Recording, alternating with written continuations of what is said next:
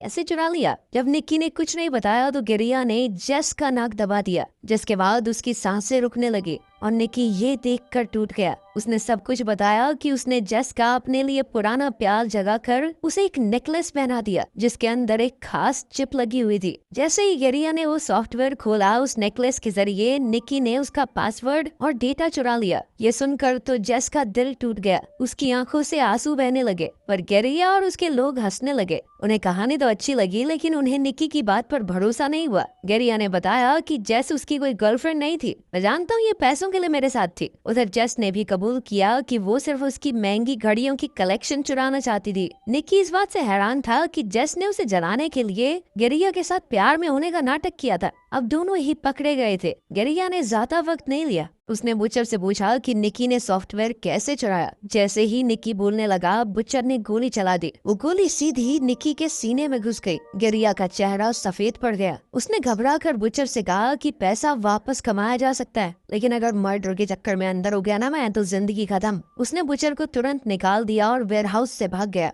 जेस बहुत ज्यादा रो रही थी, लेकिन बुचर ने कहा कि डरने की जरूरत नहीं है। वो असलियत में निक्की का ही आदमी था, और सच कहूँ तो उसका बाप हूँ मैं, असली बाप। उसने गोली जानबूझकर दिल के साइड में चलाई थी। उसने टेप से जख्म को सील किया, सुई से खून निकाला और उसकी छाती में एयर प्रेशर को स्टेबलाइज किया। अचानक निक्की ने फिर से अपनी आंखें खोल दी। वो अब भी जिंदा था। ये एक्ट थोड़ा पागलपन से भरा हुआ था, लेकिन काम तो कर गया। पैसों का ढेर उनके पीछे पड़ा था और वो तीनों वहाँ से निकल गए। निक्की दरअसल एक अनाथ था और उसे इसी बटलर ने पाला था। उसने ही निक्की को ये सारी चोरी चकारी की स्किल्स सिखाई थी। रूल था कि कभी इमोशनल मत होना, लेकिन अब निक्की सच में जेस से प्यार करने लगा था। बटलर ने दोनों को एक सड़क किनारे छोड़ा और सारे पैसे लेकर चला गया। निक्की के हाथ कुछ भी नहीं आया, लेकिन हॉस्पिटल जाते हुए निक्की ने गाड़ी में देखा कि गिरिया की 2 लाख यूरोस की घड़ी जेस के हाथ में थी। दोनों ने एक दूसरे को देखा और मुस्कुरा दिए। इस चालबाजी और हाथ की सफाई के साथ वो दुनिया के किसी भी कोने में भूखे तो नहीं मरेंगे।